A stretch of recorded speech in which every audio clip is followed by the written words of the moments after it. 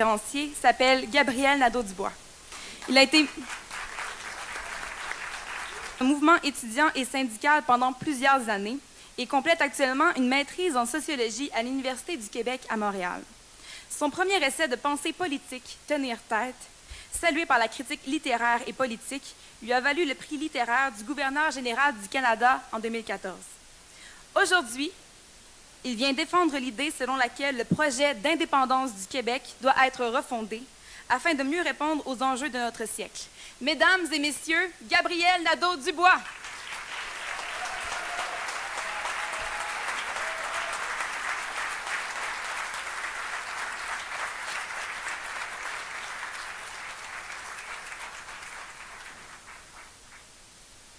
Bonjour tout le monde. Bonjour, chers indépendantistes. Tout d'abord, merci d'être là en si grand nombre. C'est quand même, j'ai organisé mon lot d'événements publics dans les dernières années, puis 350 personnes quand même comme ça, un beau dimanche, c'est une belle réussite, je crois, pour les gens qui ont organisé l'événement. Donc, je leur transmets mes félicitations.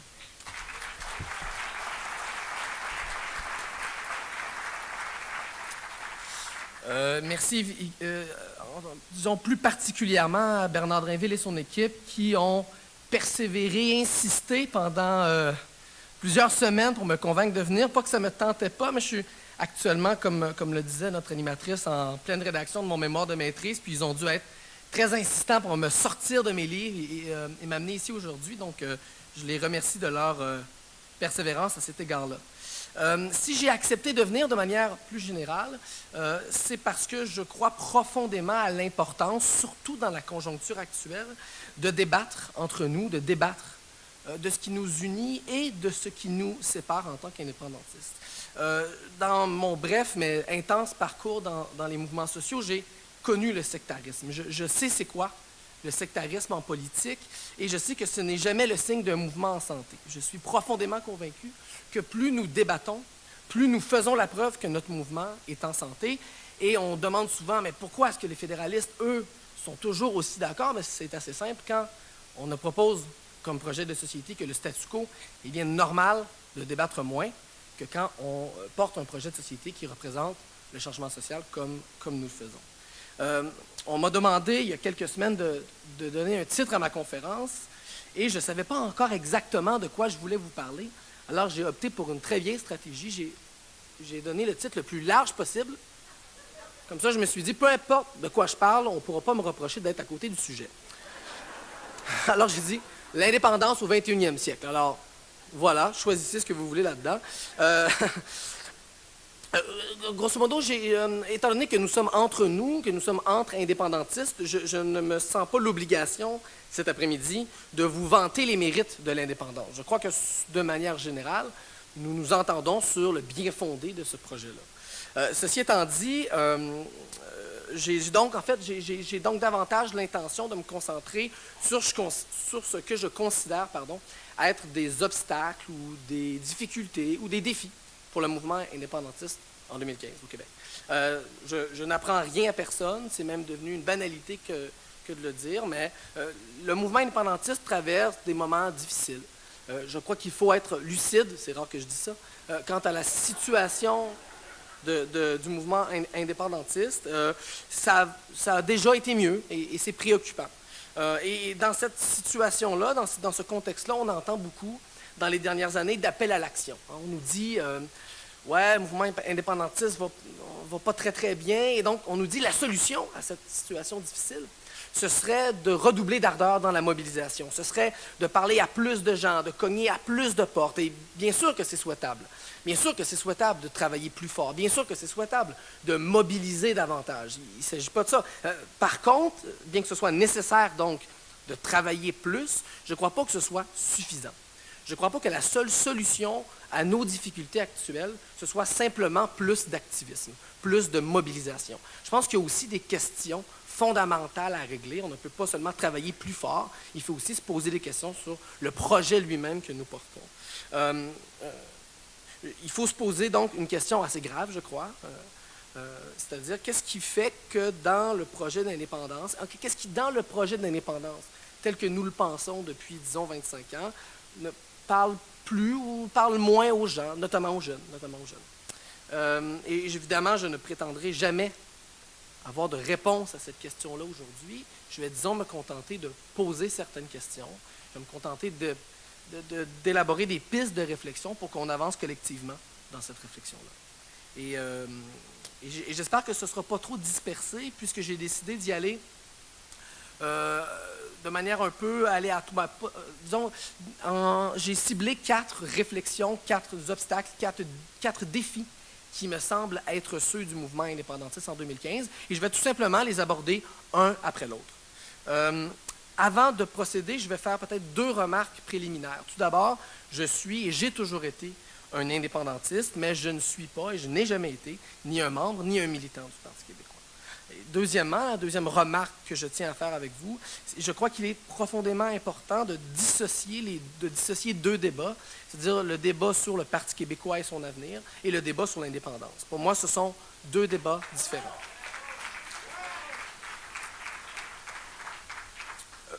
Comme le disait un peu la conférencière qui m'a précédé, il y a beaucoup d'indépendantistes au Parti québécois. Il y a aussi beaucoup d'indépendantistes en dehors du Parti québécois. Et historiquement, il faut reconnaître qu'il n'y a jamais eu autant d'indépendantistes à l'extérieur du Parti québécois. Il faut se demander pourquoi. Et il faut, je crois, réfléchir en tenant compte de cette donnée-là. Et ce dont je vais essayer de parler avec vous aujourd'hui, ce n'est pas du Parti québécois, mais du projet d'indépendance lui-même. Donc, je vous ai dit que j'allais vous partager en fait 4 réflexions qui sont éveillées chez moi par la conjoncture politique actuelle, c'est-à-dire par les débats qui nous occupent actuellement au Québec. Tout d'abord, j'aimerais commencer par un constat plus général, par un questionnement plus général sur la manière dont nous parlons de l'indépendance. Depuis un certain moment déjà, je ne mettrai pas de date, mais depuis un certain moment déjà, je crois que nous constatons l'échec d'une certaine manière de parler de l'indépendance. Cette manière-là, je l'appellerais la stratégie du moindre mal, qui a un peu été la stratégie du souverainisme traditionnel. Qu'est-ce que c'est que cette stratégie du moindre mal dont je considère qu'elle s'épuise actuellement? Bien, c'est une manière donc de parler de l'indépendance, et c'est une stratégie qui part de très bonnes intentions. Les indépendantistes, nous avons voulu, dans les dernières années, rassurer les gens. Nous avons voulu déconstruire certains arguments de peur, qui sont évidemment les arguments favoris des fédéralistes, qui nous disent donc que l'indépendance serait une catastrophe économique, que ça plongerait le Québec dans des décennies d'instabilité absolument terribles. Vous connaissez comme moi ce discours-là. Et nous avons voulu donc, et c'était une bonne intention que nous avions, rassurer les gens, en disant « Mais non, c'est pas vrai, ce ne sera pas si terrible que ça. » Mais par contre, je crois que nous, en voulant rassurer les gens, nous sommes tombés dans un piège. Et j'ai un exemple très précis à vous donner.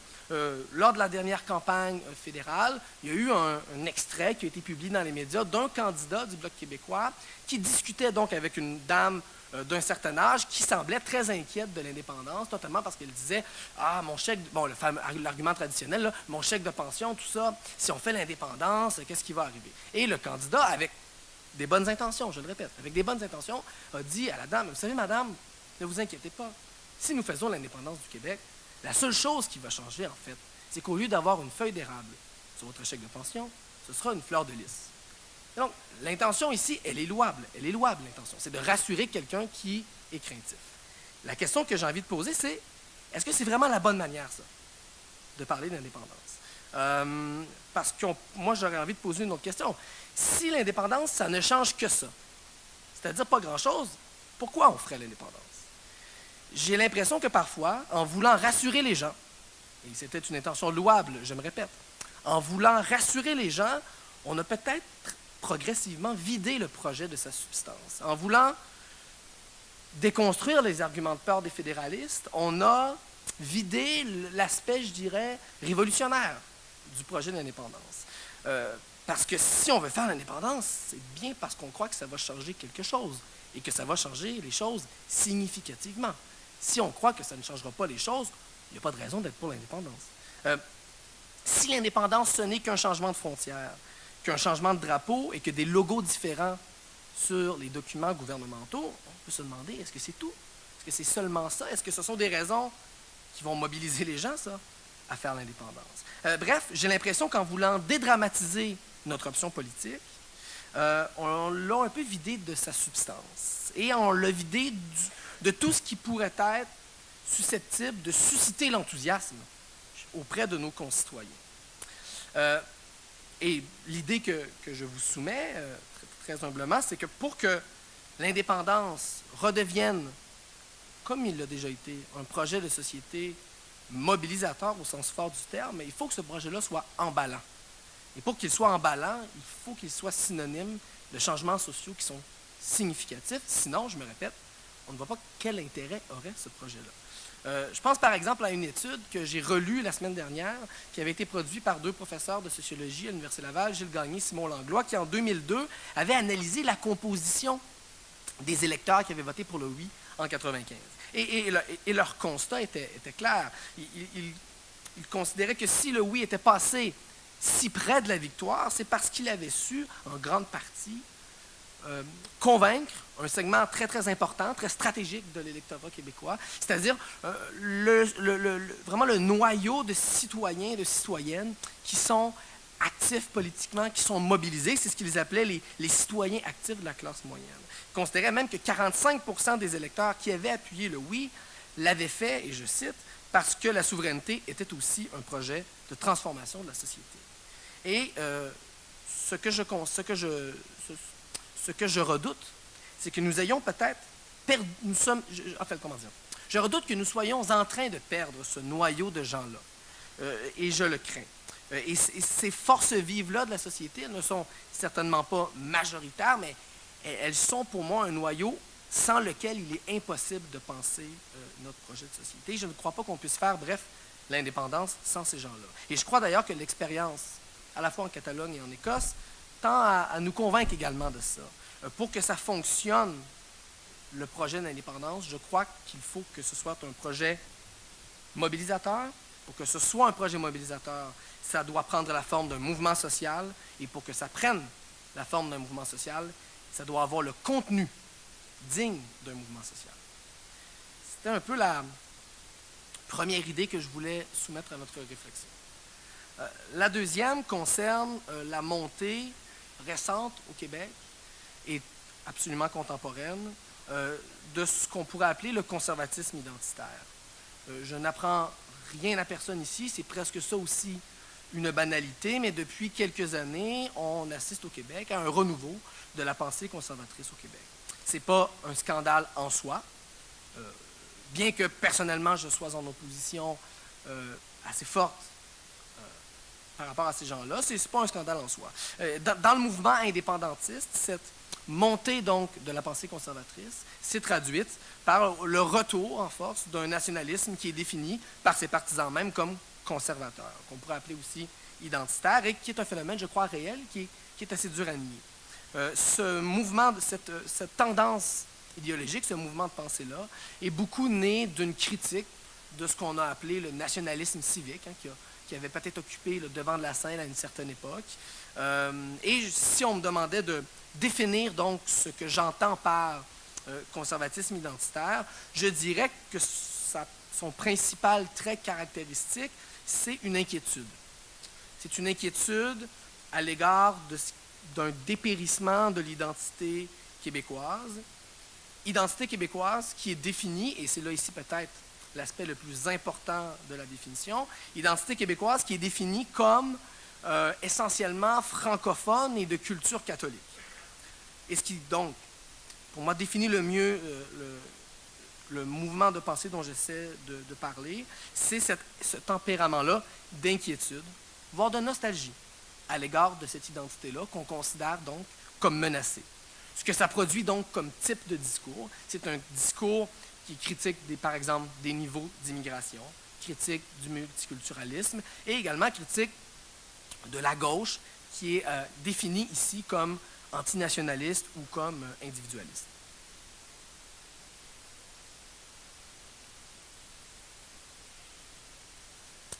Je ne crois pas que ce mouvement de pensée soit à rejeter en bloc. Je crois qu'il y a dans ce mouvement-là des critiques auxquelles il mérite de de tendre l'oreille. Je crois, par exemple, que la critique du nationalisme civique est souvent bien placée, notamment en ce qui a trait à la contradiction entre ce type de nationalisme-là et sa position sur le libre-échange, par exemple. Je pense également qu'il est important et qu'il faut critiquer le multiculturalisme canadien, qui est un modèle de société qui ne convient pas au Québec. Donc, je crois que ces critiques-là sont importantes et je crois donc que tout ça pour dire que ce mouvement de pensée n'est pas à rejeter en bloc. Ceci étant dit, je suis mal à l'aise comme indépendantiste, et je ne crois pas être le seul, avec l'influence de ce mouvement de pensée dans le mouvement indépendantiste et dans notre discours sur l'indépendance, dans la manière dont nous parlons d'indépendance. Le meilleur exemple peut-être que je pourrais donner peut-être pour illustrer ma pensée, c'est cette idée qu'on entend de plus en plus, cette idée selon laquelle il faudrait se dépêcher à faire l'indépendance parce que sinon, l'évolution démographique du Québec nous empêcherait de le faire. Donc, on entend parfois cette idée-là. Si on ne le fait pas rapidement, il y aura bientôt trop d'immigrants, ce sera devenu impossible. Et donc, on se met un peu à compter les votes des francophones en se disant « dépêchons-nous, on va être rattrapés par l'immigration ». Moi, je suis très mal à l'aise avec cette manière-là de parler de l'indépendance parce que j'ai l'impression que c'est l'équivalent d'une démission. J'ai l'impression que quand nous parlons comme ça d'indépendance, nous démissionnons. Nous disons, en fait, nous donnons raison aux fédéralistes qui disent continuellement que les immigrants ne sont pas intéressés par le projet de souveraineté. Nous donnons raison à nos adversaires qui nous disent toujours que notre projet n'est pas un projet pour les immigrants, mais seulement un projet pour les Québécois dits de souche. Et moi, je ne veux pas qu'on leur donne raison sur ça. Et donc, je n'aime pas nous entendre dire parfois « dépêchons-nous, après ça, il y aura trop d'immigrants ». Nous ne devons pas démissionner à cet égard-là, au contraire. Nous devons faire la preuve, par nos paroles et nos actes, que notre projet, il est inclusif des communautés immigrantes.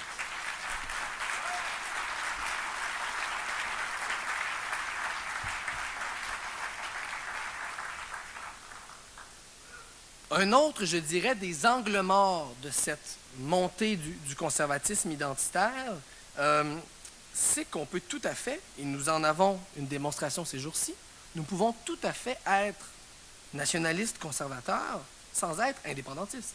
C'est une posture, bon, on pourrait la juger erronée ou incohérente, mais elle est possible. Elle est possible, cette posture, donc nationaliste, conservatrice, mais non indépendantiste. Il n'y a aucun lien nécessaire entre l'inquiétude identitaire dont je parlais tout à l'heure et une volonté d'autodétermination. L'un peut tout à fait vivre et prospérer sans l'autre. On peut être très critique, voire méfiant à l'égard de l'immigration. On peut être profondément nostalgique de l'identité franco-catholique sans pourtant vouloir l'indépendance. C'est des choses qui peuvent totalement qui peuvent évoluer en parallèle. Et les dernières élections fédérales en sont probablement la preuve, hein? Avec un parti conservateur qui a voulu faire dérailler le débat électoral autour de la question du niqab, et le résultat, ça a été que c'est au Québec, la seule province au Canada où les conservateurs ont amélioré leur score. Il ne faut quand même pas l'oublier. Et les conservateurs, c'est quand même pas n'importe quel parti, c'est le parti qui a probablement, en tout cas depuis longtemps, gouverné le plus sans le Québec, et en l'assumant très bien. Hein?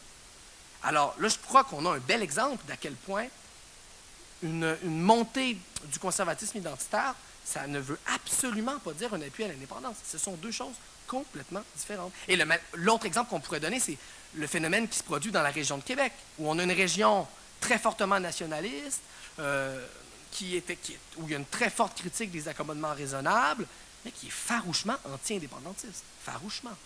Pour le moment, en tout cas. Donc, là, on a deux exemples. On pourrait parler du réalignement récent de la CAQ également comme d'un autre exemple de ça. Donc, quand on regarde cette évolution-là, moi, ce que j'ai envie de dire, c'est que je crois que c'est un mauvais calcul de croire qu'une exacerbation des enjeux identitaires, du conservatisme identitaire, va nécessairement donner plus de raisons aux gens de faire de l'indépendance. Je crois que c'est un mauvais calcul. Et je vais même aller un peu plus loin, puisqu'on va avoir un débat, je l'espère, tout à l'heure. Je pense même que l'ambiance que crée la montée de ce mouvement de pensée, une espèce d'ambiance, parfois, comme je disais, d'inquiétude et de nostalgie. Je ne crois pas que c'est une ambiance, que c'est un ton qui donne envie de se projeter dans l'avenir en faisant l'indépendance. Et comme je le disais tout à l'heure, la crainte de l'autre, la nostalgie d'une identité collective qu'on considère comme toujours menacée, je ne suis pas certain que ce genre de discours-là donne le goût aux gens de se projeter dans l'avenir et d'embrasser le projet d'indépendance comme risque collectif. Bon, c'est un malaise que je mentionne ici, mais j'aurais pu mentionner un autre argument assez traditionnel, celui-là, que j'ai déjà un peu mentionné tout à l'heure. Les communautés immigrantes, elles doivent faire partie du projet. Et si on en parle comme d'un obstacle, on n'est pas vraiment en train de leur donner des raisons d'appuyer cette option-là. Ça fait le...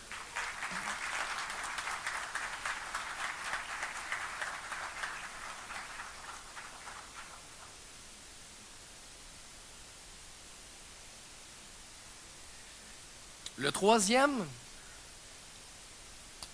réflexion que je voulais vous partager, également sur le thème des obstacles qui sont les nôtres, des défis qui sont les nôtres, c'est la montée du néolibéralisme au Québec. Je ne sais pas s'il y a causalité ou seulement corrélation, mais je constate que le déclin des appuis populaires à l'indépendance au Québec s'est fait en parallèle de la montée du néolibéralisme, de la droite néolibérale. Et je dis ici droite néolibérale pour la distinguer de la droite conservatrice, parce que ce n'est pas exactement la même chose, même si ce sont des droites qui peuvent et vont parfois de pair. Donc, ce que je disais, je constate, comme plusieurs, que la montée du néolibéralisme au Québec s'est faite en parallèle d'un déclin relatif, mais d'un déclin quand même, des appuis populaires à l'indépendance. Et ça me pose des questions. C'est que ces deux phénomènes-là aient évolué ensemble. Et on peut le voir dès 1995, hein, dès la défaite d'il y a de 1995. Rapidement après la défaite, on va voir apparaître un mouvement politique très fort, malheureusement incarné à l'époque par le Parti québécois, d'atteinte immédiate, très rapide du déficit zéro, avec des sommets socio-économiques, avec vraiment un virage à droite généralisé de l'élite politique québécoise, où plus que jamais, la question donc des finances publiques et tout le discours qui va avec, et du déficit zéro et de l'importance d'atteindre ce déficit zéro-là, va, comme je le disais, accompagner un déclin de l'appui à l'indépendance.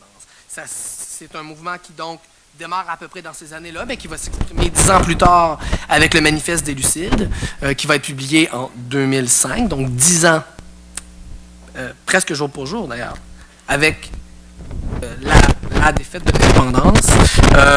Manifeste qui va être signé par plusieurs indépendantistes de renom, il faut quand même le rappeler. Et, encore une fois, si on me demandait de définir ce que j'entends quand je parle de néolibéralisme ou de discours de la droite néolibérale, je dirais que le point commun, ou en tout cas ce qui distingue, ce qui caractérise ce type de discours-là dans notre espace public, c'est un procès qu'on fait à l'État comme outil de développement collectif. On va systématiquement, sur à peu près tous les enjeux de société, dévaloriser l'État. Et même, je dirais, encore plus loin que ça, on ne dévalorise pas seulement l'État, on dévalorise l'idée même d'action collective. L'idée même d'action politique commune, je dirais même toute forme de solidarité sociale est systématiquement discréditée par ce discours néolibéral qui considère que c'est toujours, dans tous les cas, une mauvaise chose. C'est un discours qu'on entend partout, que vous connaissez aussi bien que moi, un discours du chacun pour soi, un discours de l'égoïsme généralisé, où on dit aux travailleurs et aux travailleuses de la classe moyenne inférieure que la diminution de leur pouvoir d'achat, qui en est responsable? Ben, chez les gens en dessous d'eux. Donc, c'est les assistés sociaux, les étudiants, les artistes, ou, je veux dire, et on retourne les travailleurs-travailleuses les uns contre les autres en disant l'avenir, votre avenir, l'amélioration de vos conditions de vie, il passe par où? Il passe par le fait, plus que jamais, de ne penser qu'à vous, de vous battre les uns contre les autres, ne vous syndiquer surtout pas, ne vous regrouper surtout pas. Et donc, comme je le disais tout à l'heure, il y a vraiment le point caractéristique de ce discours-là, c'est une dévalorisation radicale de toute forme d'action collective, a fortiori une dévalorisation de l'État comme outil prioritaire d'action collective. Ça donne, en termes de politique publique, des propositions systématiques de baisse des impôts. Hein. C'est ce que l'économiste américain Paul Krugman appelait la croisade contre les impôts de la part de la droite. Hein. Les impôts, l'impôt sur le revenu est vu comme quelque chose d'absolument odieux, hein, qu'il faudrait à tout prix réduire le plus possible, tant et si bien que les progressistes sont presque gênés de dire un instant, l'impôt sur le revenu, c'est un moyen équitable et très efficace économiquement de percevoir des revenus pour l'État et de redistribuer la richesse. Quand je dis je parle des progressistes, on est presque devenus gênés de dire ça à cause de la montée de ce discours-là qui dévalorise complètement l'impôt et qui, en dévalorisant l'impôt, dévalorise tout ce que les impôts financent. La santé, l'éducation, la culture, l'État en général.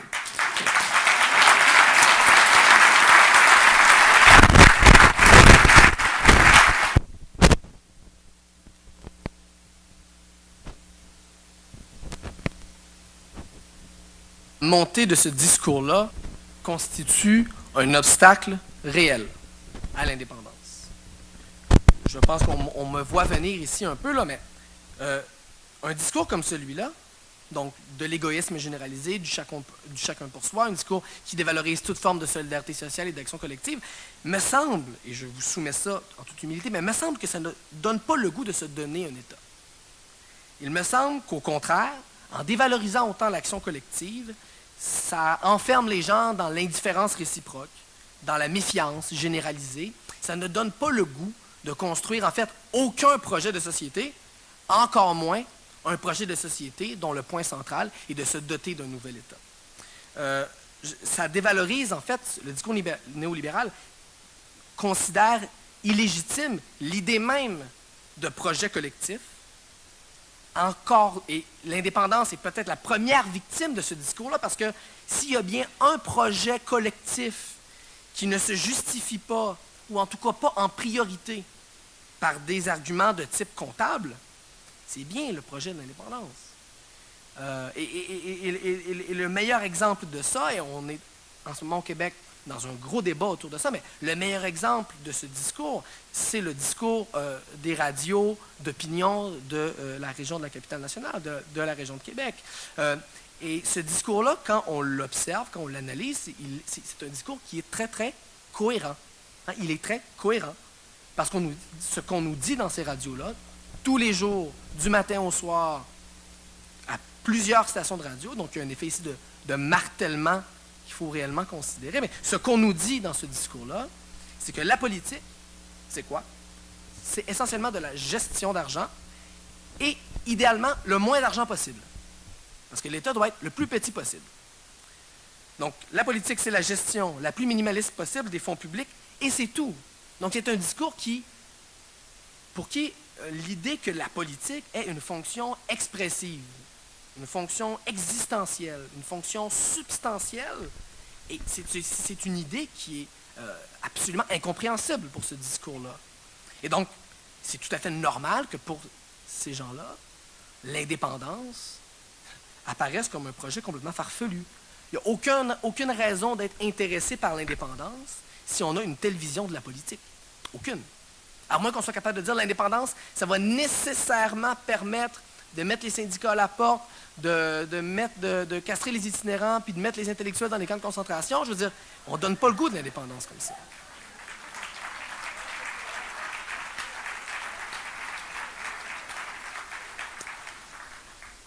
Et si je vous parle de ça, c'est que ce constat-là que je fais, c'est beaucoup ce constat-là qui me rend perplexe. Qui me rend perplexe face à une thématique face à un certain type de discours sur l'indépendance qui fait un retour en force depuis quelques années, un discours qui nous dit l'indépendance, au fond, ce n'est ni à gauche ni à droite. Bien sûr, je ne veux pas confisquer à personne le droit d'être indépendantiste. Il n'y a pas seulement des progressistes qui sont indépendantistes, c'est correct, c'est même souhaitable. Ceci étant dit, au niveau de notre discours, au niveau de notre manière dont nous parlons de l'indépendance, au niveau de la manière dont nous voulons promouvoir le projet indépendantiste, je ne vois pas comment notre projet pourrait être compatible avec une telle vision de la société, avec une telle vision de l'État, avec une telle vision de la politique. Et on aura une période de questions. Si vous avez une réponse à ça, j'aimerais vraiment l'entendre, parce que moi, je ne comprends pas comment le projet de l'indépendance peut être compatible avec ce type de discours-là. Je pense que le noyau même du discours néolibéral, que j'ai déjà exposé, je ne me répéterai pas, mais le noyau même de ce discours-là, qui dévalorise l'action collective, la solidarité, je ne vois pas comment on peut, sur cette base-là, construire un projet de pays. Je ne le comprends profondément pas. Et donc, c'est pour ça que je dis oui, je veux bien qu'il n'y ait pas seulement des indépendantistes à gauche, mais j'ai envie de dire, à un instant quand même, parce que, et pas seulement au Québec, la montée du néolibéralisme, et on pourrait parler du cas de la Grèce, de manière générale, c'est une idéologie et des politiques publiques qui sabotent les États, et qui sabotent l'idée même de souveraineté des États. Alors moi, je ne vois pas comment le projet d'indépendance peut être compatible avec cette idée-là.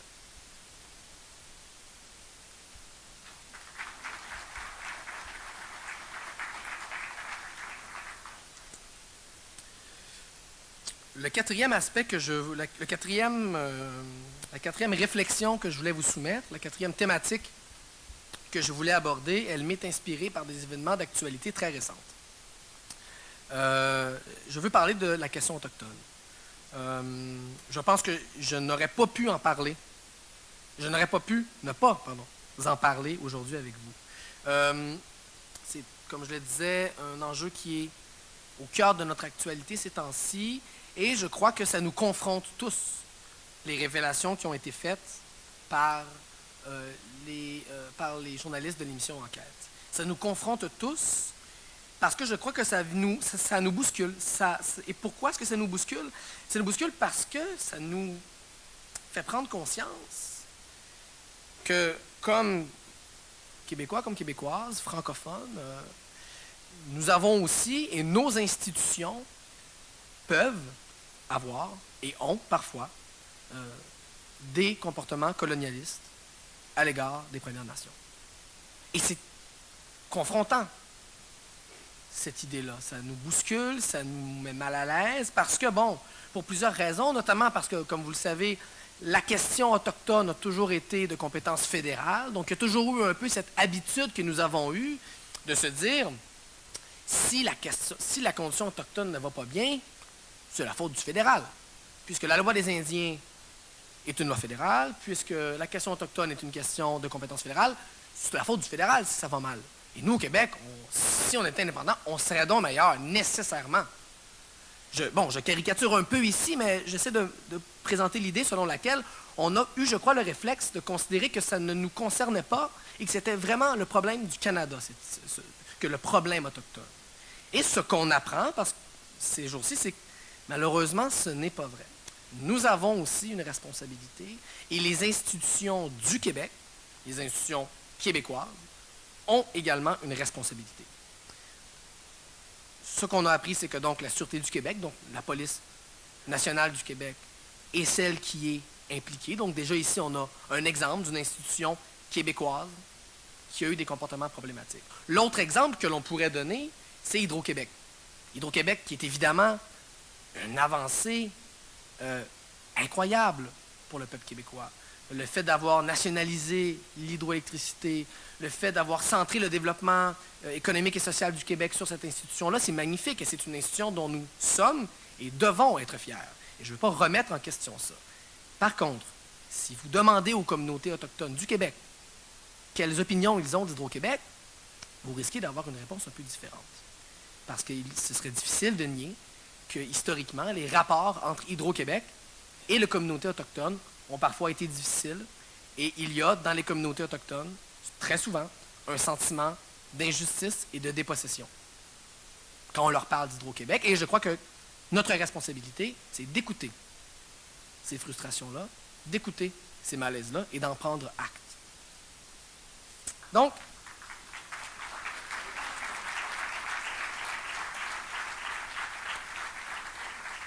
j'ai donné ici 2 exemples de 2 institutions québécoises qui ont des comportements problématiques, qui ont des actions problématiques à l'égard des peuples autochtones. Et j'ai donné ces exemples pour illustrer l'idée que je mentionnais, c'est-à-dire que nous avons aussi, comme Québécois, comme Québécoises, une responsabilité. Et je crois que nous avons parfois de la misère à en parler. Nous avons de la misère à en parler et nous avons, je crois, surtout les indépendantistes. Pourquoi est-ce qu'on a de la misère à en parler? Pour des très, très bonnes raisons. Parce qu'historiquement, le peuple québécois, a fortiori les indépendantistes, se sont avant tout considérés comme des victimes du colonialisme britannique. Et nous avons raison, puisque c'est vrai. Nous avons été, et nous sommes encore, les victimes du colonialisme britannique. L'histoire de l'État québécois et l'histoire de sa subordination à l'État canadien, à l'Empire britannique. Donc, nous sommes pensés collectivement comme bien davantage des victimes du colonialisme que comme peut-être aussi des agents de colonialisme. Ce qui fait que quand nos frères et nos sœurs des Premières Nations nous disaient hey, « vos institutions sont coloniales », on a de la misère à comprendre, parce qu'on se dit « mais non, voyons, nous qui avons été victimes du colonialisme ». Et le mouvement indépendantiste, d'ailleurs, historiquement, s'est beaucoup identifié aux luttes de la décolonisation. Le meilleur exemple, c'est le fameux ouvrage de Pierre Vallière, qui s'intitulait « Nègre blanc d'Amérique ». Il suffit de relire la revue Parti pris également pour réaliser que, comme mouvement, nous nous sommes toujours positionnés en solidarité avec les peuples opprimés partout dans le monde et nous sommes considérés comme faisant partie des luttes de décolonisation. Ce qui rend, et c'est pour ça, je crois que parfois, nous avons de la difficulté, comme indépendantistes, à réfléchir à notre rapport aux Premières Nations parce que il y a comme, nous pensons, comme je disais, plus comme colonisés que comme colonisateurs. Et nous avons à la fois, quand nous pensons comme ça, nous avons à la fois raison et tort. Nous avons raison parce qu'en effet, nous avons été des victimes du colonialisme britannique, mais nous avons tort aussi, parce que nous avons aussi des rapports de type colonial à l'égard des Premières Nations. Évidemment, le Québec, à plusieurs égards, est un exemple quant au rapport avec les Premières Nations qui occupent son territoire. Je pense à la paix des Braves, je pense à la Convention de la baie James. D'ailleurs, la paix des Braves, c'est le Parti québécois qui en a beaucoup été l'architecte, et c'est une très bonne chose, il faut en être fier. La plupart des communautés autochtones, d'ailleurs, reconnaissent que ces ententes-là sont des avancées significatives, ils les saluent, et je ne cherche pas à diminuer ça, je ne cherche pas à nier ça, bien au contraire. Mais je pense qu'à d'autres égards, il nous reste du chemin à faire. Il nous reste même beaucoup de chemin à faire, notamment dans notre capacité à en parler entre nous et à accepter d'écouter les critiques, les doléances des 11 Premières Nations qui peuplent le territoire du Québec. Et je pense qu'en tant qu'indépendantistes, nous devons être irréprochables sur ce plan-là, parce que si nous sommes sérieux un instant dans notre croyance dans le principe d'autodétermination des peuples, nous avons un devoir de cohérence, et ce devoir de cohérence-là, il nous impose de reconnaître le même droit à l'autodétermination aux peuples autochtones qui peuplent ce territoire.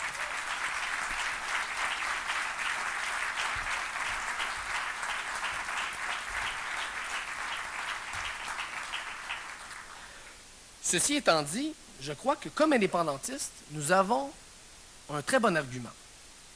Nous avons même une position de force par rapport aux forces fédéralistes.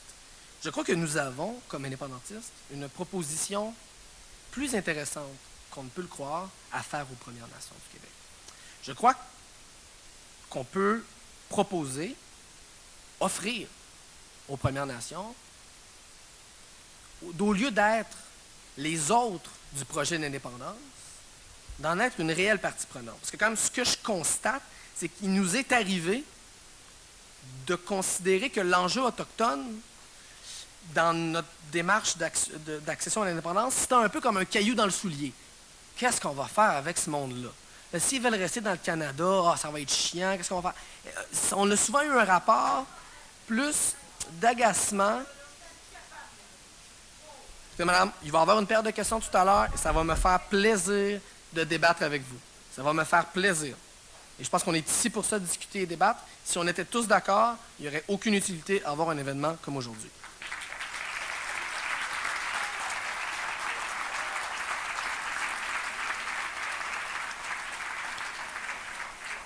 Et ça tombe bien puisque j'arrive à la fin de ma présentation et on pourra en discuter ensemble. Donc, je pense que donc on a une position de force. On a un avantage stratégique parce que qui est mieux placé que nous, comme indépendantistes, pour dire aux Premières Nations, écoutez, nous avons comme projet de construire un nouvel État. Donc, de mettre sur pied une nouvelle constitution avec un nouveau régime politique et économique. Vous voulez également en finir avec la loi sur les Indiens, vous voulez également en finir avec le colonialisme britannique. Nous, c'est exactement ça qu'on propose. Et on vous propose de construire ce nouvel État-là avec nous. Et là, à partir du moment où on pose la question de l'indépendance dans ces termes-là, le champ des possibles, les possibilités qui s'ouvrent à nous sont presque infinies. Parce que là, on peut se dire, par exemple, au lieu d'avoir un Parlement et un Sénat, pourquoi ne pas avoir, oui, un système de bicaméralisme, mais qui donnerait une place aux Autochtones dans une chambre parallèle? Par exemple, c'est une idée que quelqu'un comme l'anthropologue Serge Bouchard met souvent de l'avant. Je ne dis pas que je propose ça, je dis, voilà quelque chose d'intéressant. Un nouvel État, c'est aussi un nouveau partage des compétences. N'est-ce pas là aussi une occasion formidable de proposer un nouveau pacte de nation à nation avec les peuples autochtones? Donc, moi, je considère qu'il faut parler de l'indépendance comme d'une occasion en or, en fait, l'occasion rêvée de redéfinir en profondeur nos rapports avec les Premières Nations. La condition, évidemment, à ce processus-là, c'est d'engager un dialogue de nation à nation, basé sur la reconnaissance de notre part également, d'une partie de la responsabilité quant à la situation des Autochtones au Québec. Évidemment, ce sera une proposition que nous devrons faire aux Premières Nations. Ce sera par contre à eux de dire si cela les intéresse ou non. Je vois qu'il y a déjà beaucoup de questions. C'est magnifique. Je vais très rapidement conclure en disant que j'ai volontairement ici, je l'ai précisé au début de ma conférence, j'ai voulu mettre le doigt sur ce que je considérais être des défis ou des difficultés à l'égard de l'avènement de notre projet. Je crois que c'est plus intéressant de faire ça, surtout, comme je le disais, que je crois que nous sommes tous ici des indépendantistes. En terminant, et je vais terminer plus rapidement que prévu, j'aimerais peut-être vous partager une inquiétude que j'ai, et pas nécessairement en ce qui a trait au niveau d'appui à l'indépendance, mais j'aimerais vous partager mon inquiétude quant à la manière dont parfois nous réagissons comme indépendantistes quand on nous dit qu'il y a un déclin de l'appui à notre projet. Malheureusement, j'ai vu dans la dernière année, à quelques reprises, des acteurs importants du mouvement indépendantiste, littéralement des ténors de notre mouvement, dire qu'ils étaient fatigués, c'est un mot qu'on a dit, ou inquiets, ou nostalgiques.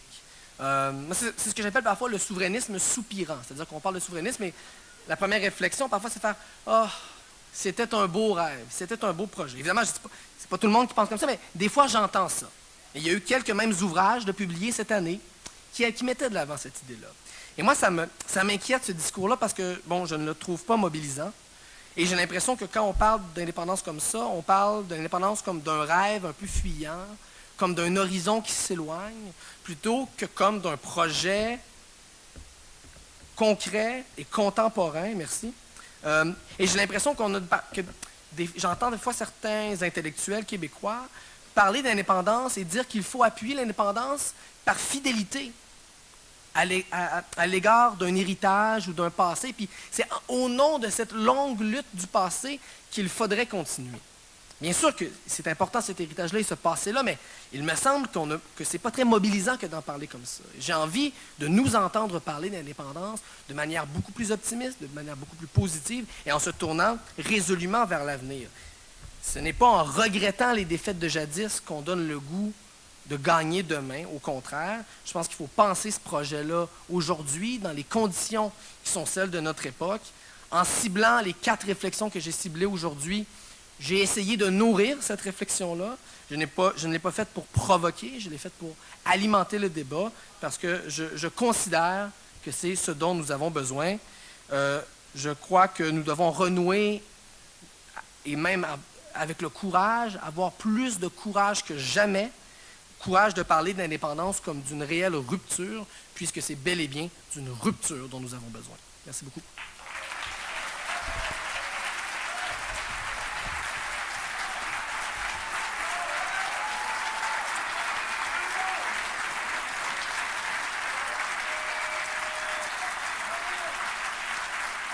Vous disiez que vous étiez indépendantiste. C'est ça que vous avez dit? Oui. Ah.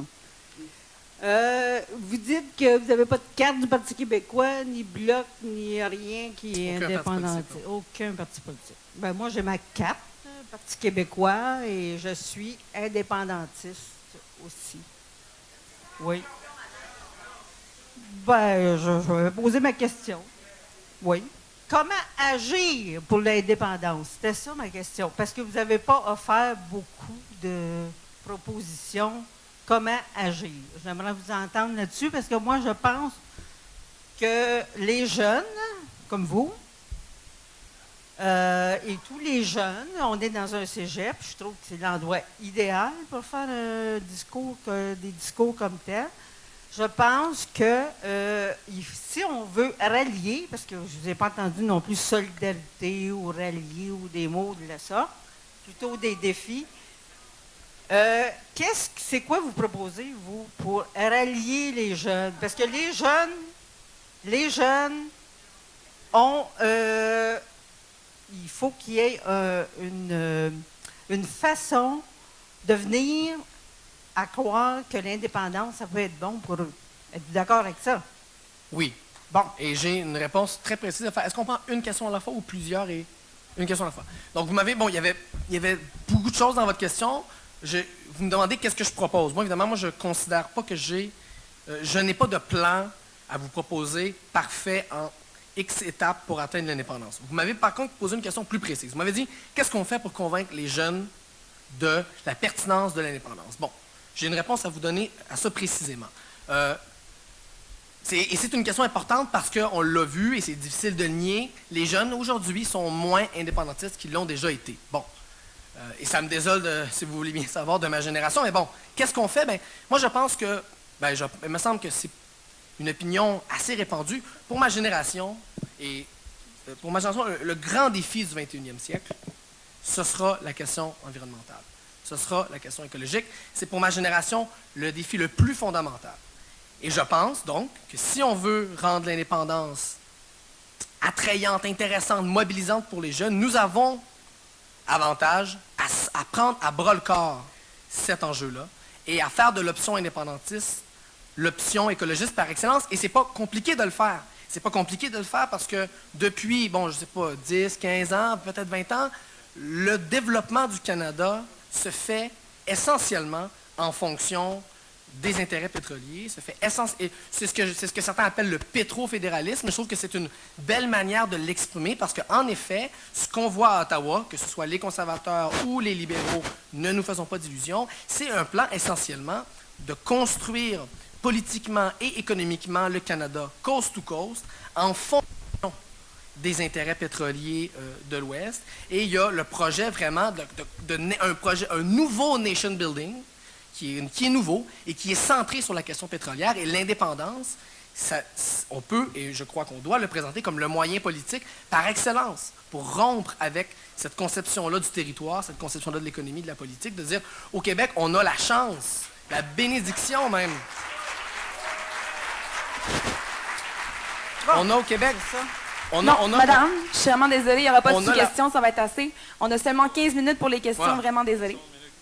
Prochaine question, merci. Posez votre question, s'il vous plaît. Merci, Madame la Présidente. Laurent Desbois, bonjour. Indépendantiste de Longueuil, sans qualificatif et sans condition. C'est notre ami, mon mentor, Falardeau Pierre, qui disait que quand on qualifie l'indépendance, on n'est pas indépendantiste.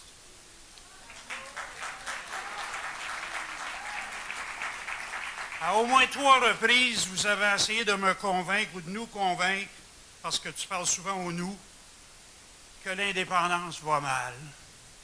C'est pas mon impression. En venant ici ce matin, j'ai vu un sondage CROP commandé par la CAQ, qui ne sont pas mes forces dirigeantes, qui disait qu'il y a à peine 28 % de fédéralistes au Québec. Ça, je trouve ça drôlement intéressant. J'ai entendu le premier conférencier, M. Calais, nous a parlé des Montréalais hors Québec, une des trois catégories. Je crois que vous en faites partie. Ma question, considérant que vous considérez 95, le référendum volé comme une défaite, je vous demande de me convaincre. Moi, on l'a peut-être perdu ce papier, mais je n'ai pas été défait et je ne suis pas démoralisé. Ma question, je vous demande, s'il vous plaît, de me convaincre, pas juste de me le dire, mais de me convaincre dans les faits, que la mouvance indépendantiste va si mal que vous nous l'avez dit. Et c'est ça ma question. Expliquez-moi, convainquez-moi que ça va si mal que fois. Moi, je suis très enthousiasmé et je crois que ça va très bien. Ouais. Je vais vous... je ne sais pas si je vais pouvoir vous convaincre dans les quelques minutes qui me sont imparties. Je vais vous répondre 2 choses, en fond. Premièrement, vous citez donc le sondage qui a été publié ce matin, qui en effet donnait 28 %. Quand on demandait aux gens, est-ce que vous vous définissez prioritairement comme nationaliste, fédéraliste ou indépendantiste? Seulement 28 % des gens disaient fédéraliste. Et bon, honnêtement, je ne me rappelle plus les chiffres par cœur. Il y avait l'option nationaliste qui était la plus populaire. Il y avait ensuite souverainiste et ensuite fédéraliste. Ce que ce sondage-là nous dit, je crois, il y a à la fois une bonne et une mauvaise nouvelle dans ce sondage-là. La bonne nouvelle, c'est que la plupart des gens au Québec ne sont pas des fédéralistes partisans. Ce ne sont pas des gens qui adhèrent profondément dans leur trip au projet canadien. Et ça, là-dessus, on va s'entendre. Est-ce que ça veut dire que ce sont des indépendantistes convaincus? Non plus. Et quand je dis que c'est à la fois une bonne et une mauvaise nouvelle, bon, c'est une mauvaise nouvelle parce notre option n'est pas à 50 % plus 1. On ne va pas quand même se signer pour dire que ça, c'est pas une mauvaise nouvelle. Et l'élément de bonne nouvelle, par contre, c'est que contrairement à ce qu'on entend parfois, il y a, oui, en effet, toute une catégorie de la population qui n'est pas convaincue du projet canadien et qui, donc, est potentiellement disponible à nos arguments, à laquelle on peut et on doit s'adresser. Donc là-dessus, je suis d'accord avec vous. De manière générale, vous m'avez reproché mon pessimisme. Écoutez, moi, le philosophe italien Antonio Gramsci disait selon lui, en politique, il disait l'optimisme de la volonté et le pessimisme de l'intelligence. C'est un peu la posture que j'essaie d'adopter, pas seulement en ce qui a trait à l'indépendance, mais en politique en général. C'est quoi l'optimisme de la volonté et le pessimisme de l'intelligence? C'est d'être assez lucide, puis de ne pas essayer de cacher les difficultés, de les voir, de les nommer, de s'y confronter, d'y réfléchir. C'est ce que j'appellerais le pessimisme de l'intelligence. L'optimisme de la volonté, c'est de dire, oui, il y a des choses qui vont mal, mais dans mon action politique, je vais pas cesser, je ne vais pas démissionner, je vais continuer, je vais y penser. Si j'étais convaincu que l'indépendance du Québec n'arrivera pas, premièrement, je ne serais pas ici aujourd'hui. Deuxièmement, je n'aurais pas terminé...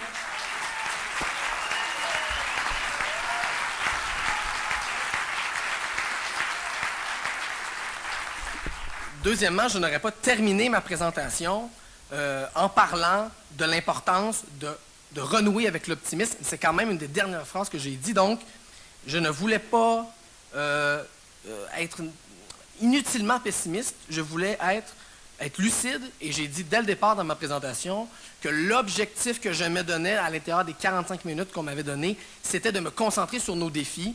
C'est ça que j'ai essayé de faire. Si vous vouliez voir une autre présentation, j'imagine qu'il y en a d'autres sur l'indépendance dans les prochains jours.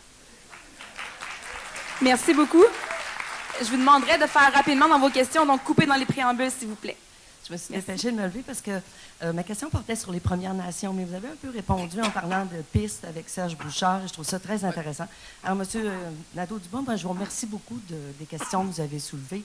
C'est une bonne chose de ne Merci. pas toujours entendre ce qu'on voudrait entendre. Et je pense que vous avez soulevé des enjeux extrêmement importants. Merci beaucoup. Oui, merci. Je vais faire ma part, puis je vais seulement vous remercier, puis m'arrêter ici. Vous avez parlé beaucoup de la question identitaire. J'ai l'impression que si les jeunes s'attachent moins au mouvement, présentement, c'est pour cette raison-là. Comment, selon vous, on peut convaincre non seulement les jeunes, mais aussi les immigrants, que c'est pas critiquer le multiculturalisme canadien, c'est pas nécessairement un signe de repli identitaire ou de fermeture, mais que le projet indépendantiste peut être un signe d'ouverture? Mon Dieu. Si j'avais la réponse à cette question-là, je serais très, très content. Bon, j'ai déjà mentionné dans ma présentation les difficultés. Je pense qu'à partir du moment où on parle déjà de l'immigration comme d'une menace à l'indépendance, c'est pas des bons arguments pour convaincre les communautés immigrantes de se joindre à ce projet-là. Je pense qu'au Québec, on a une immigration qui notamment est largement francophone. Je pense que les communautés immigrantes qui proviennent de pays francophones, bon, tout le monde m'amène de l'eau, c'est incroyable. Je pense que la question de la langue, on peut les rejoindre avec ça. Parce qu'on s'entend là, si la langue française au Québec, elle est toujours menacée, parce qu'elle l'est toujours, je ne suis pas dans les alarmistes, mais elle est menacée quand même. Ce n'est pas par ni l'espagnol, ni l'arabe, ni le sanskrit. Là. Si elle est menacée, c'est par l'anglicisation généralisée, anglicisation qui par ailleurs menace toutes les cultures du monde. Toutes les cultures du monde.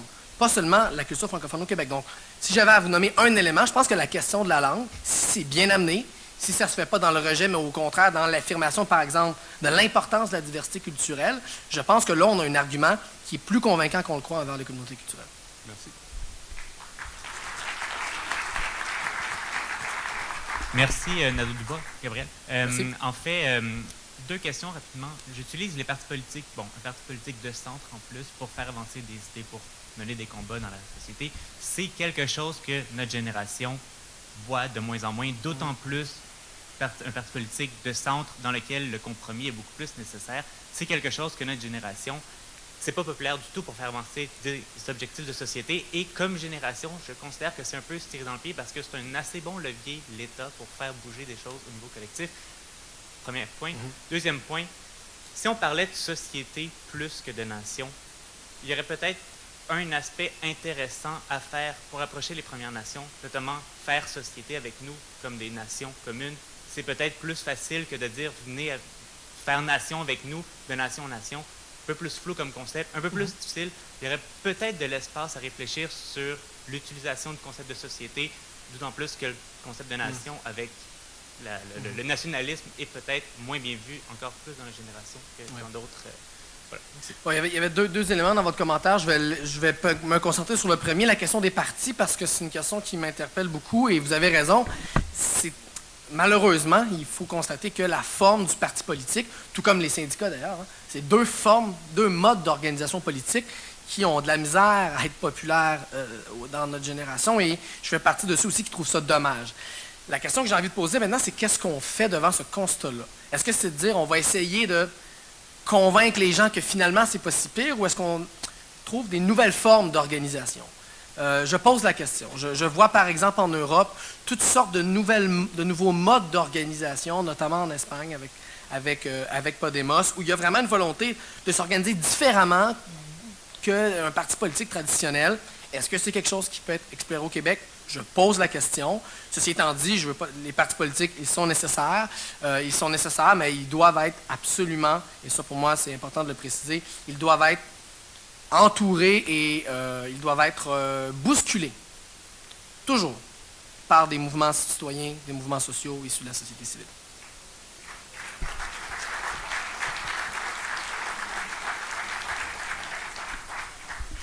Oui, bonjour.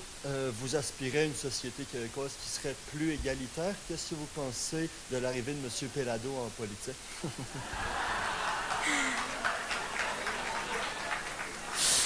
Écoutez, mes orientations politiques sont connues. Je suis à gauche, je suis un progressiste. Je proviens du mouvement syndical. Mon père a été un militant syndical toute sa vie. Je l'ai été quelques années.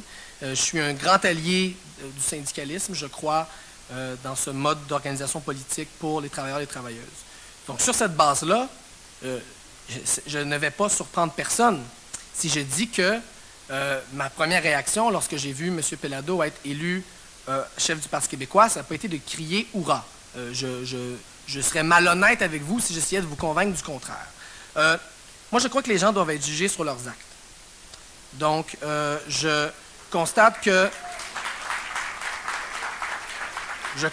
j'ai été en désaccord avec les actes passés de M. Pellado et je vais être très attentif parce que les actes, c'est pas non plus une sentence à vie, là. Je vais regarder les actes de M. Pellado comme chef du Parti québécois et c'est sur ça que je vais juger. Pour le moment, bon, j'aime pas le terme règne, là, mais son règne, entre guillemets, est jeune. Il n'a pas eu le temps de faire beaucoup de choses. Moi, j'ai été content, par exemple, de voir son opposition à NRJS. Je pense que c'est une position avec laquelle je suis à l'aise et je la salue. Et je pense que dans les prochains mois, on s'enligne vers une mobilisation syndicale d'envergure au Québec. Cette mobilisation-là, elle est déjà commencée. On a en ce moment les travailleurs, travailleuses des services publics qui se mobilisent. Et ce sont eux actuellement qui représentent le meilleur espoir de faire reculer l'austérité libérale. Alors je pense que moi, je vais être attentif à la position que le chef du Parti québécois va prendre en solidarité ou non avec les travailleurs et travailleuses du secteur public qui sont actuellement la force au Québec qui s'oppose aux libéraux.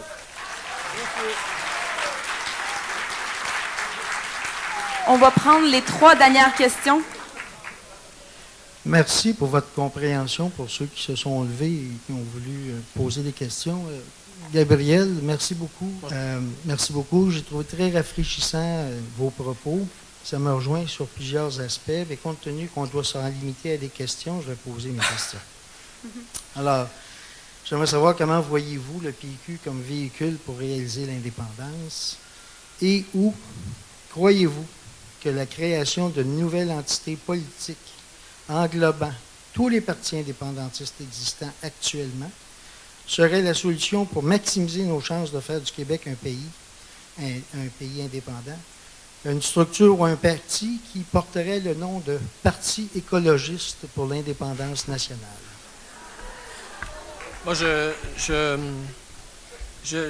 les débats de titres et de slogans sont des débats que j'essaie d'éviter parce que souvent, ou de logo ou tout ça, parce qu'on s'enfonce souvent. Donc, mais sur le fond de votre question, j'ai commencé quand même en disant que je crois que le Parti québécois n'a pas le monopole de l'indépendance. Et en parlant de M. Pellado, moi, sa déclaration où il disait le Parti québécois n'a pas le monopole de l'indépendance, j'étais content d'entendre ça. Je pense que il y a beaucoup d'indépendantistes qui ont été contents d'entendre ça et c'est sur cette voie-là que nous devons continuer.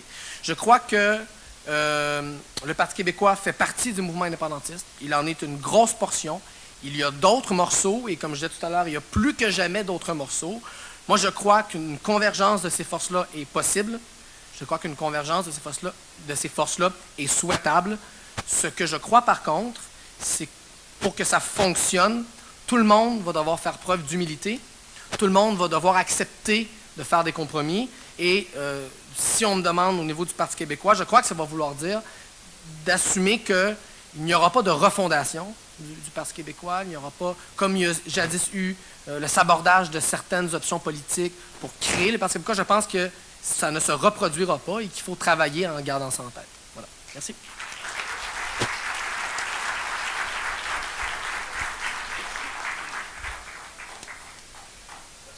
Bonsoir, je vous remercie de votre allocution. Moi, je reviens un peu sur le thème des immigrants que vous avez touché parce que, dans le fond, j'ai une question. Ma question va suivre un commentaire. Vous vous dites indépendantiste. Combien de temps vous pensez qu'on pourrait avoir pour faire l'indépendance du Québec? Vraiment les questions les plus faciles pour la fin, hein? Combien de temps vous voulez dire à partir de maintenant? Oui, ben en fait, je vais continuer. C'est parce que vous dites que vous n'aimez pas quand on parle des immigrants, que ça... il ne faut pas dire que c'est à cause de eux. Il faut se dépêcher de faire l'indépendance parce que s'il y en a trop qui rentrent, on ne pourra pas la faire. Moi, personnellement, c'est compliqué. Mes parents sont immigrants. Je suis la seule de ma famille à être pour le Parti québécois. je veux dire, à être pour l'indépendance, s'il faudrait que je prenne le temps de convaincre chacun des membres de ma famille, il n'y en a pas d'indépendance. Il n'y en a pas. Et moi, je pense que vous avez un sentiment d'infériorité à en parler juste parce que, je ne sais pas, vous êtes blanc, on parle de Québécois de souche. Ouais. Moi, j'appelle un chat, puis moi, je suis noire et ça ne me dérange pas de dire ouvertement que si on attend trop, non, on ne la fera pas l'indépendance parce que ça prend beaucoup de temps. Et il faut les prendre avec des pincettes, ces gens-là, parce qu'ils arrivent de pays assez difficiles. Et si on attend après ceux-là, l'indépendance, là, elle ne se fera pas. C'est pour ça que je vous demande combien de temps vous donnez. Si vous donnez 50 ans, peut-être. Moi, je ne me donne pas 50 ans. Ben, c'est une...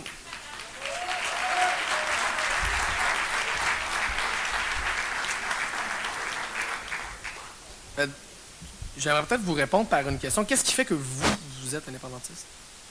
Je suis québécoise. J'aime le Québec. Mes parents sont nés ailleurs. Je suis née ici. J'ai vécu 4 ans en Haïti. J'ai décidé par moi-même à 19 ans de revenir au Québec parce que j'aime profondément le Québec et je veux que le Québec soit un pays. Et je pense que les autres ethnies qui sont ici devraient être capables de comprendre, comme moi. J'ai pas plus qu'eux autres, donc je vois pas pourquoi il faut les prendre avec des pincettes. Là, parce que... Mais sinon, la raison pour laquelle je vous pose la question, c'est qu'il y a beaucoup, puis d'ailleurs, on parlait des récents sondages, il y a beaucoup de jeunes, particulièrement québécois, québécoises, qui sont fièrement québécois, qui s'identifient prioritairement comme québécois ou québécoises, mais qui n'appuient pas nécessairement l'indépendance. Donc c'est pour ça que je vous posais la question, puis vous avez dit combien de temps ça va prendre pour les convaincre. Il ne s'agit pas de convaincre 100% des gens, qu'ils soient immigrants, qu'ils soient issus des communautés immigrantes ou pas. Il s'agit de convaincre une majorité de Québécois et de Québécoises. Et je crois que nous n'avons pas le droit d'exclure a priori un segment ou un autre de la population. Et c'est ce que je voulais dire. Il ne s'agit pas de dire... Non, je veux pas dire qu'on les exclut, mais c'est dans la façon. C'est parce que souvent, c'est comme si on voulait dire faut pas... C'est pas de les exclure, parce qu'on m'a pas exclu. Moi, j'étais pour le non, moi, en 95, à cause de ma famille. J'ai changé mon fusil d'épaule. Donc, c'est pas de les exclure. Par contre, quand on énonce un fait, il faut être assez honnête pour être capable de reconnaître que ce fait-là est vrai et que si on attend beaucoup et que l'immigration se fait en masse, oui, c'est vrai. Juste cette phrase-là, c'est vrai. L'indépendance ne se fera pas. Donc, de rejeter complètement ça, je trouve que c'est faux. C'est juste pour ça que je pose la question. On s'éternisera pas parce qu'il y a d'autres gens qui veulent poser des questions, mais ce que je vous répondrais, c'est comment dire, vous dites c'est vrai. Ben c'est vrai, je veux dire, c'est vrai. Pourquoi c'est vrai? Au sens où peut-être qu'il y a une manière dont on parle, peut-être qu'on peut. Est-ce qu'il y a des arguments qu'on n'a pas encore utilisés? Est-ce qu'il y a des manières d'en parler qu'on peut faire? Comment on fait pour se donner. Comment dire? Je crois que nous devons parler à ces gens-là. S'ils ne sont pas d'accord, ils ne sont pas d'accord. C'est pas, on est en démocratie, mais le point que je voulais faire, c'est nous devons s'adresser à toutes les communautés culturelles du Québec et nous ne devons pas démissionner devant ces communautés-là. Nous devons... Parce que moi, je suis profondément convaincu qu'elles peuvent gagner de l'indépendance. Alors, je ne vois pas pourquoi on parlerait de ces gens-là en disant « a priori, ils sont contre ». Moi, c'est contre ça que j'en ai. Non, je suis d'accord. Madame, je suis vraiment désolée. C'est un beau moment que j'ai le Dieu de devoir couper. Donc, une dernière question maintenant. Je vais essayer de faire ça le plus rapidement possible et éviter les tranches de vie. Cependant, je dois mettre une chose en contexte, c'est que je suis enseignante. J'ai enseigné du côté d'Ottawa, des Franco-Ontariens. J'enseigne aussi dans l'ouest de la ville de Montréal. Donc, je côtoie quotidiennement le multiculturalisme et je suis très fière d'enseigner à ces gens-là. Et je porte cette langue-là qui est le français et j'essaie de leur faire aimer la culture du mieux possible. Cependant, quand on parle de conservatisme identitaire, moi, ça me chicote. C'est sûr qu'il y a plein de niaiseries qui se disent, on s'entend sur les réseaux sociaux, dû au fait qu'on ne connaît pas le multiculturalisme. Cependant, moi, en tant que Québécoise, je suis fière de ce que je suis, je le porte, je sais d'où je viens, et je ne considère pas que me proclamer haut et fort indépendantiste et les valeurs d'où je viens font de moi quelqu'un qui est conservateur dans mes idéaux. Et aussi, on dirait que de cette façon-là, quand on nous aborde avec le conservatisme identitaire, encore une fois, on cherche à nous culpabiliser. Et ça me dérange. Je dirais deux choses rapidement. Premièrement, je ne suis pas un partisan du multiculturalisme, et l'alternative n'est pas entre multiculturalisme et conservatisme identitaire. Première chose. Deuxièmement, vous me dites, c'est pas parce qu'on est indépendantiste qu'on est conservateur du point de vue identitaire. C'était exactement le propos de ma conférence aujourd'hui. Hein. Mon argument était justement de dire, il ne faut pas confondre la montée de ce mouvement de pensée-là avec une montée de l'indépendance. C'était précisément mon propos. Donc, en effet, je suis d'accord avec vous. On peut absolument être indépendantiste sans faire partie de ce mouvement de pensée-là, premièrement. Deuxièmement, vous parlez de la question de la culpabilisation. Et c'est un argument sérieux parce qu'en effet, on sait que c'est la stratégie historique, non seulement des fédéralistes au Québec, mais de manière générale des Canadiens anglais, ou des puissances fédéralistes au Canada anglais, qui, dès qu'ils perçoivent le début d'une volonté d'autodétermination au Québec, ressortent toujours la même rengaine, toujours le même vocabulaire, et d'ailleurs, ça c'est un trait commun à la gauche et à la droite au Canada anglais, hein, par ailleurs. Donc, et ça, en effet, il faut refuser ça. Il faut refuser de voir ces arguments-là émerger en disant, dès qu'il y a une volonté d'autodétermination, ça veut dire qu'il y a toujours peut-être du racisme, peut-être de la xénophobie. Je suis tout à fait d'accord qu'il faut refuser ça. La meilleure manière de répondre à ça, c'est pas de dire non, il n'y a pas de problème au Québec, non, il n'y a pas de racisme au Québec, non, il n'y a pas de xénophobie, ça n'existe pas. La meilleure manière de répondre à ces gens-là, c'est de dire on n'a pas besoin de vous pour qu'on ait des débats sur la place de l'immigration, sur c'est quoi l'identité québécoise, sur comment il faut la penser, sur est-ce que l'immigration est une menace ou pas. Moi, je pense que c'est la meilleure manière de leur répondre, c'est de dire on n'a pas besoin de vous pour avoir ces débats-là. Vous avez pas on est capable au Québec de discuter de ça. Moi, je pense et en disant, par exemple, n'en discutons pas parce que ça va nous culpabiliser, je pense qu'on répond très mal. On répond très mal aux fédéralistes quand on dit ça. Je crois que la meilleure manière de répondre, c'est de prouver que nous sommes capables d'en discuter. C'est en tout cas mon opinion.